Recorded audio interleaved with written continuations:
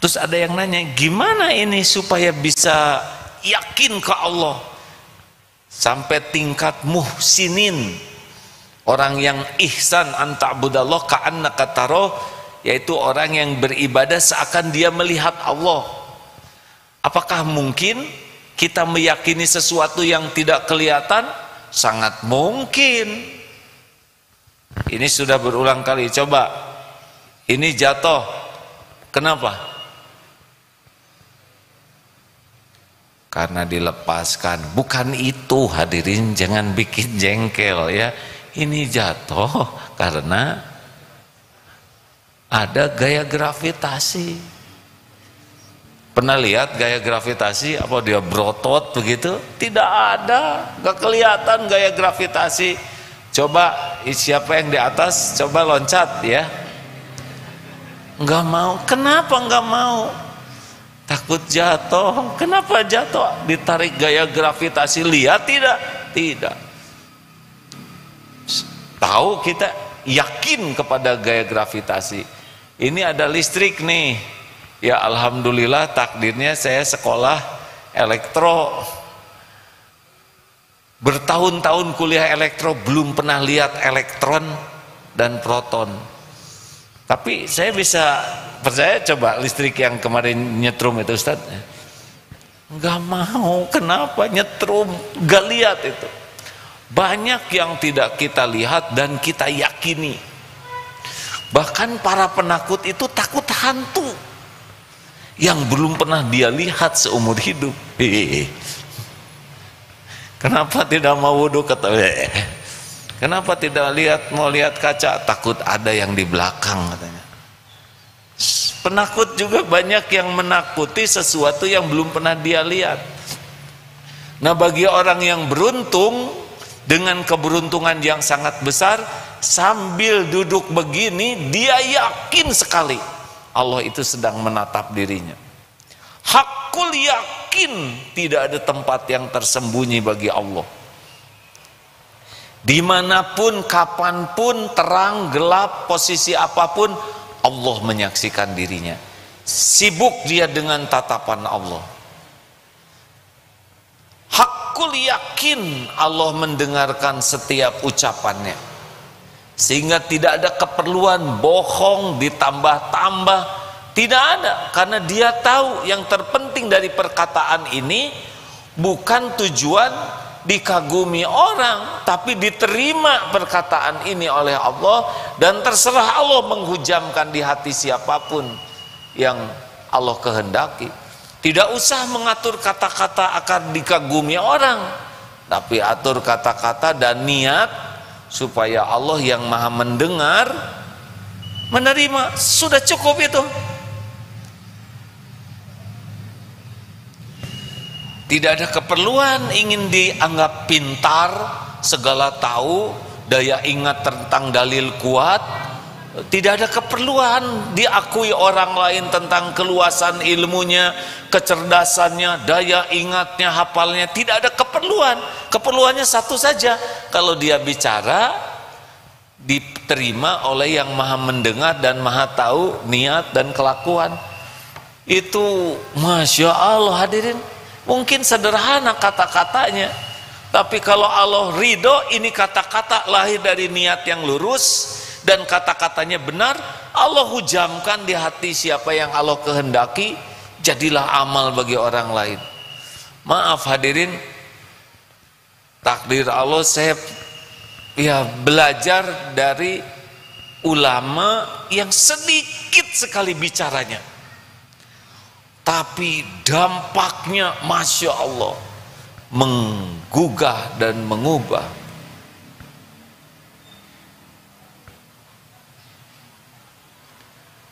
Belum balik berarti Allah yang menggerakkan ujian. Apa? Itu dulu ya.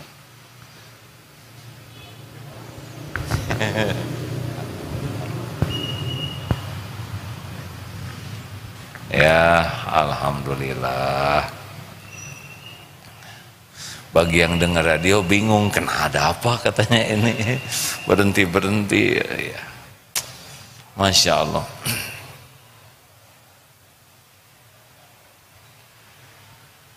Lanjut. Di mana tadi Ustaz? Kata seorang profesor, saya ini disleksia. Disleksia itu kadang-kadang yang dekat itu suka jadi lupa. Ada yang disleksiakan ya karena dia lupa ya.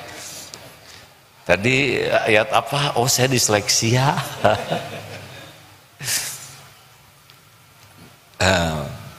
Jadi kadang-kadang lupa itu, ada yang dekat itu. Jadi tidak usah heran kalau nanti punya anak yang memang kadang-kadang memorinya itu les saja gitu.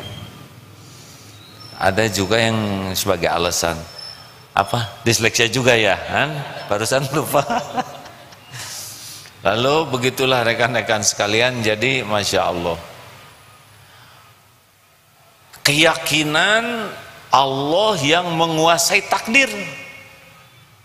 Wah, itu ajeg mantep. Hadirin, bagi yang hakul yakin bahwa segala sesuatu hanya terjadi biiznillah, pasti dia akan doa dulu sebelum melakukan apapun. Misal akan transaksi jual beli, dia minta ke Allah dulu, ya Rob, kalau ini rezeki saya mudahkan, berkahi. Kalau ini bukan rezeki saya tidak apa-apa. Misal istri sedang emosi, kita lapor dulu ke pencipta istri, pemilik istri, penggenggam istri. Ya Allah, wahai yang membulak-balik hati, wahai yang memberikan ketenangan. Daripada sibuk berdalih, karena dalih kita tidak akan berpengaruh itu kalau lagi enek aja. Kita istighfar, astagfirullah, istighfar aja disalahkan. Kita diam, didengar enggak? Kita jawab, pasti ngejawab. Mending lapor ke pemiliknya. Kita jarang minta dulu ke Allah baru bicara ke makhluk. Padahal makhluk itu sepenuhnya ciptaan Allah, sepenuhnya dalam kekuasaan Allah, sepenuhnya bisa berbuat sesuatu pun dengan izin Allah. Ini nyata hadirin, ini benar ya. Memang ada di antara kita yang bukan ciptaan Allah. Memang ada di antara kita yang mengurus diri sepenuhnya. Enggak tahu kita ini. Ada pengurus diri kita yang membulak-balik hati kita. Nah, bagi yang ahlul yakin, maka dia akan lebih sibuk meminta kepada Allah yang maha dekat, maha mendengar, maha menguasai, daripada berharap ke makhluk. Makanya kalau berharap ke makhluk tuh yakin hati jadi tidak tenang. Kenapa? Oh, itu ngaca, dan dia lihat di sana. Coba kalau udah tua begini agak repot ya kan. Jadi bapak-bapak melihat anak begini ya, alhamdulillah saya nggak ikut-ikutan di belakang ya. Makasih Zen ya, pasti ngikut yang satunya lagi. Ya jreng. Makasih ya, istirahat dulu di kamar ya. Dadah. Gak usah dimarah hadirin. Dah hiburan dari Allah, benar? Jadi termasuk membangunkan anak ya. Bangun, sholat. Kenapa kita begitu? Karena kita tidak mengandalkan Allah. Coba kalau anak masih ya bahaya kita bangunkan, misalkan SD kelas 5, peluk sambil dibelai, ya Allah. Peluklah, belai. Ya Allah, ini titipanmu, amanahmu. Jadikan anak ini ahli ibadah, ya Allah. Sambil dibelai, bisikan, bangun sayang, sholat yuk. Sambil dibelai gitu ya, peluk. Mungkin begitu. Jangan diketok tanah, ya Allah.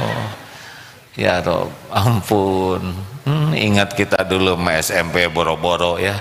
Astagfirullah. Pelukan, belayan, doa, bisikan yang lembut. Masya Allah, kitanya enak. Allah melihat. Mungkin ada berat-beratnya, tapi tersimpan di hati anak secara syariat.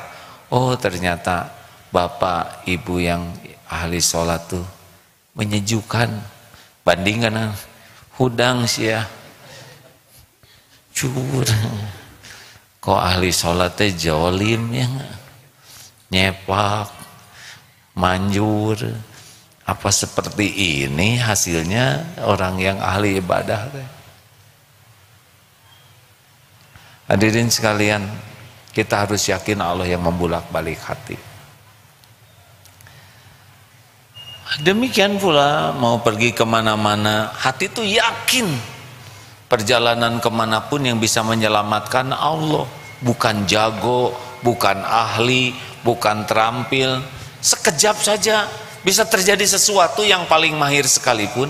Tuh, apa yang susah bagi Allah? Jago bersepeda, tinggal ngegeleong sedikit. Terus saya melihat itu ada tayangan pesepeda, wah disambut oleh prajurit karena komandannya tiba-tiba galeong plus masuk ke dalam selokan itu. Ya rada kurang wibawa memang ya, masuk ke selokan, tapi betapa mudah gitu. Betapa mudah. Ya semoga Allah menyayangi sahabat saya ini. Saya banyak belajar ke beliau. Beliau cerita, beliau matanya berair terus. Padahal beliau sudah panjang terekam jejaknya berkuda, hafal aneka jenis kuda, sudah mendapat penghargaan berkuda sekian ratus kilometer. Suatu saat beliau cerita, kenapa matanya berair terus? Sederhana, jadi beliau sedang ngurus kuda, ada dua kuda, satu kuda Arab, satu kuda Australia, mau bertengkar ini, ditarik itu, wah yang kuda besarnya itu talinya ini cara ya, bagaimana kejadian itu terjadi tidak diduga, sedang biasa, ditarik lehernya karena kudanya besar, narik lagi, maka terbawalah oleh tarikan kuda sampai terbang dan disambut dengan kaki kuda. Itu yang sering disebut cap kaki kuda itu ya. Masya Allahnya kenanya di sini nih hadirin, dan si kakinya itu ada di sekeliling mata, hanya tengahnya saja yang tidak kena, pada sekelilingnya besi ini.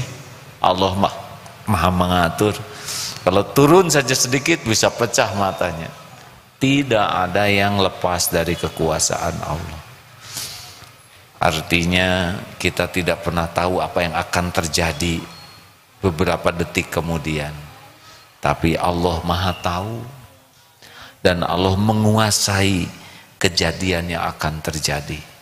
Maka bagaimana mungkin kita tidak berlindung ke Allah, sedang kejadian itu diketahui dan hanya bisa terjadi dengan izin Allah, dan Allah memberikan fasilitas doa yang bisa mengubah dari satu takdir ke takdir lain.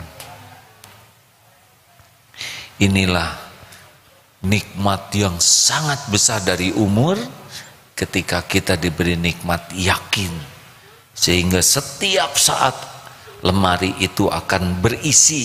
Kenapa? Isinya pasti zikrullah. Dan ini amalan yang paling dahsyat. Terima kasih hadirin sekalian.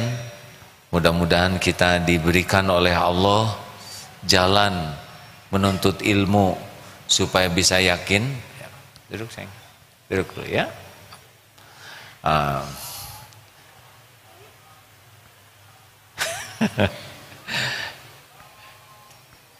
Alhamdulillah mainnya di masjid, betul? Lanjut. Mungkin pintunya bisa dikunci ya. Itu emosi, nggak apa-apa. Hanya beberapa detik saja, tidak setiap kali ceramah begini, betul? Dan ini juga tidak duduk di meja, hanya di samping sebentar, betul tidak? Nggak usah emosi. Tapi kalau ditutup juga boleh ya hadirin sekalian. Nggak apa-apa sayang. Nah hadirin, jadi penasaran saya, jadi lihat kamera terus. Nongol tidak, nongol tidak.